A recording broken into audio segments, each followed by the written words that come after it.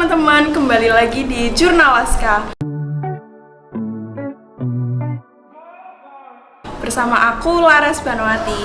Di sini aku sudah bersama tamu spesial nih. Halo Pak Trisnawan. Iya, halo. Gimana?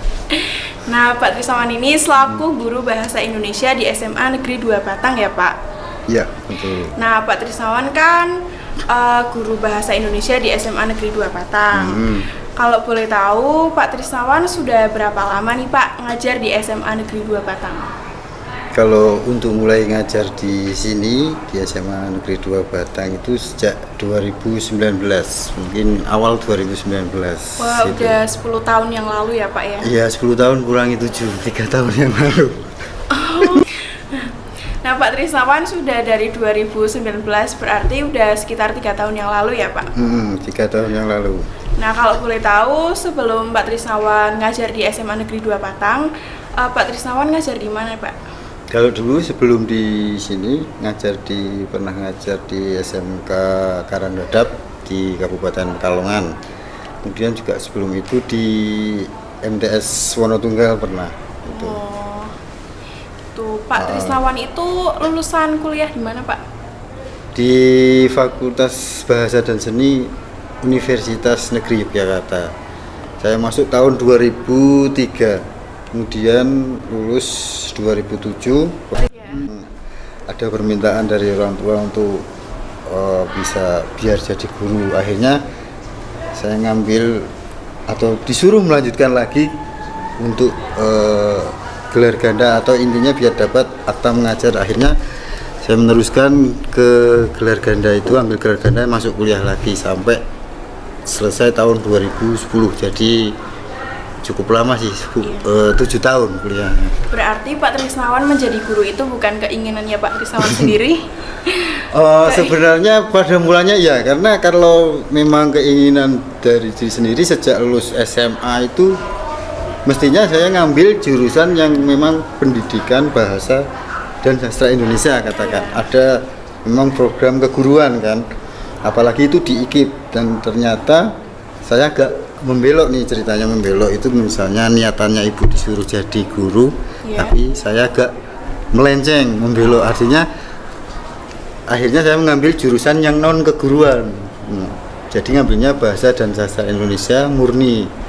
Akhirnya setelah lulus ngobrol sama ibu lagi, kok kamu nggak ngambil jurusan pendidikan, terus dengan BSI itu sastra itu bisa ngajar enggak? Ternyata enggak bisa. Akhirnya ya saya melanjutkan lagi, sekolah lagi ngambil akta mengajar, dan itu sudah, maksudnya di kampus juga ada, di Lalah masih ada program gelar ganda, jalur gelar ganda itu. Jadi untuk dapat ijazah SPD-nya, ya akhirnya lanjutin itu. Ya begitu ceritanya. Dulu. Kalau suka dukanya menjadi guru itu apa sih Pak? Suka duka menjadi guru sebenarnya ya tergantung niat kita ya. Mungkin dari segi sukanya, yang pertama secara keilmuan, jadi apa yang kita pelajari ketika kuliah, ketika belajar di kampus dulu, istilahnya kanggo atau bermanfaat di lingkup sekolah ini. Artinya yang dulu kita pelajari, kita bisa menyalurkan, transfer pengetahuan ke murid-murid, ke siswa, ke peserta didik yang sekarang. Artinya ilmu kita tidak sia-sia gitulah, minimal itu saya rasa manfaat bagi diri sendiri juga untuk orang lain gitu. Kemudian yang kedua, selain kita bisa memberikan manfaat untuk orang lain, kita juga bisa masih terus mengembangkan diri. Kita tidak berhenti belajar di situ. Kita tetap bisa belajar, kita tetap bergaul dengan orang-orang yang mungkin lebih berpengalaman, juga punya pengetahuan, kemudian yang lain-lain. Intinya kita tidak berhenti belajar, meskipun jadi guru tetap belajar.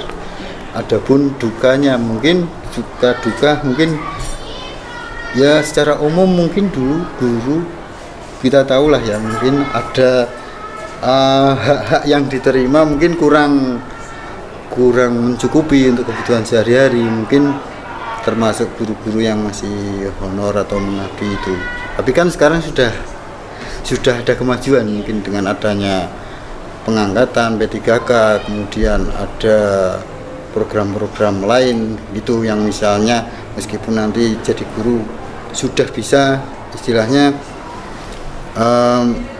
tidak terlalu lama mengabdi juga istilahnya. Dalam hal ini mungkin ketika jadi guru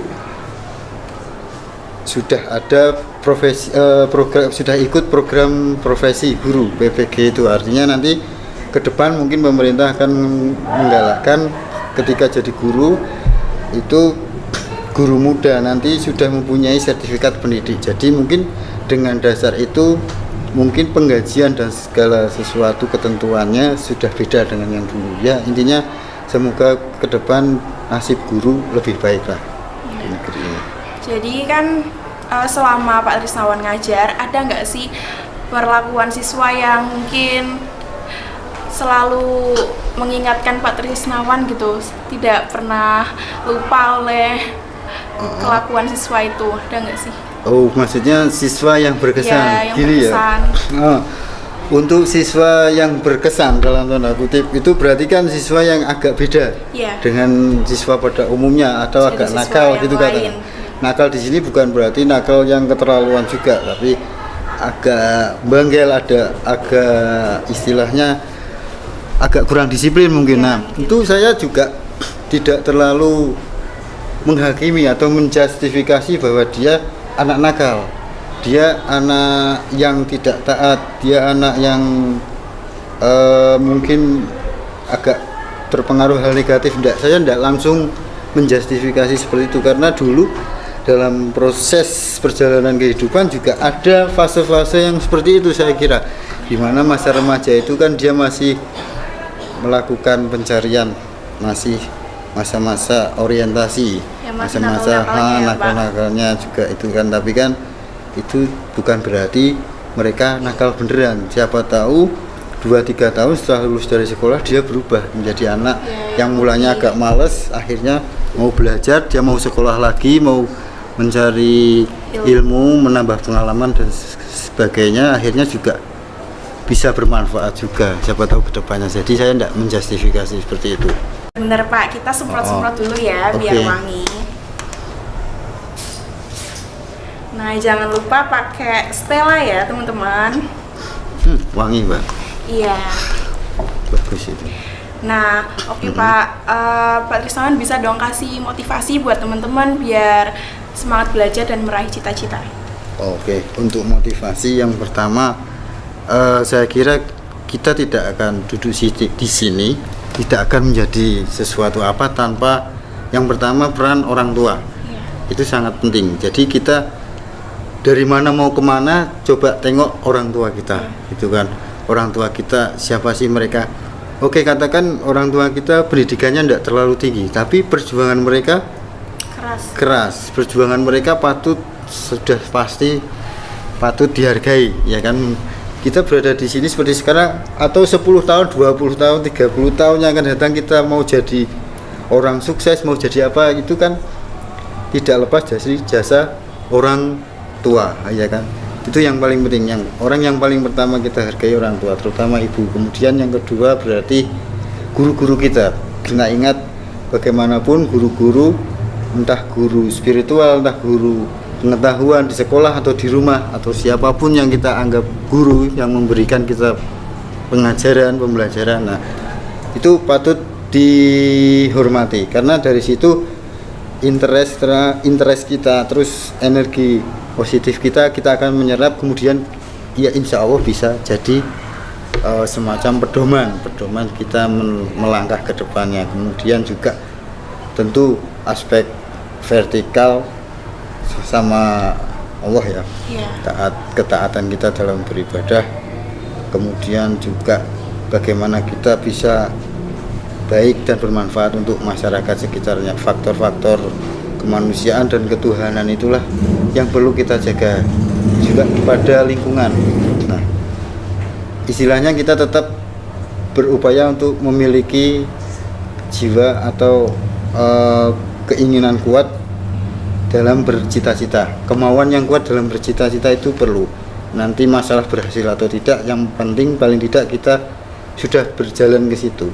Jadi mulai sekarang tentukanlah cita-cita, lalu berjalanlah ke sana. Itu. Pak Trisnawan pasti udah subscribe akun Jurnal Laska kan? Sudah. Nah, tanggapan Pak Trisnawan buat Jurnal Laska ini apa? Jurnal Laska singkatan dari apa? Jurnalistik Semanda. Jurnalistik Alaska ya? Alaska. Semanda ya. Jurnal Laska saya kira patut atau diapresiasi ya. Patut diapresiasi juga patut dikembangkan. Kenapa? Karena memang eranya memang era digital. Jadi sekiranya jurnalistik itu tidak terbatas hanya pada tulisan, tapi juga memang ada karya lain, karya digital seperti lewat YouTube atau media sosial lainnya itu kan. Itu bagaimana bisa memfungsikan itu menjadi sesuatu yang lebih menarik. Meskipun kita dalam hal pendidikan yang dibahas, tapi bagaimana untuk bisa menyerap publik, perhatian publik lebih banyak. Kemudian setelah itu juga karya-karya dari anak-anak manajemen Jurnal Laska juga perlu dipublis, perlu ada wujud karyanya. Misalnya minimal untuk lingkup sekolah mungkin ini segera masukan ya, ada jurnal itu atau buletin yang mungkin terbit 3 mingguan atau 2 mingguan sekali, itu yang digagas anak Jurnal Laska. Bisa ada berita, mungkin ada esai, ada cerita pendek, puisi atau komik strip dan lain-lain, mungkin bisa mulai dibentuk di situ. Kemudian selain itu juga dalam bermedsos bisa lebih dikembangkan, jangan cuma di lingkup sekolah saja, tapi coba satu daerah, satu kabupaten Batang ini misalnya, itu bagaimana Jurnal Laska bisa berkembang sampai ke situ, mungkin syukur-syukur sampai tahu ya, Pak, ke provinsi, sampai menasional kan, siapa tahu kan, enggak masalah. Yang penting kan embrionya dari SMA Negeri 2, entah mau berkembangnya lebih besar, lebih bagus, enggak apa-apa, saya kira malah bagus. Mungkin segitu dulu ya teman-teman. Makasih ya Pak Trisnawan Ya, sama-sama. udah ngobrol bersama aku di sini. Untuk teman-teman, terima kasih juga yang udah nonton. Jangan lupa like, comment, and subscribe ya. Bye-bye.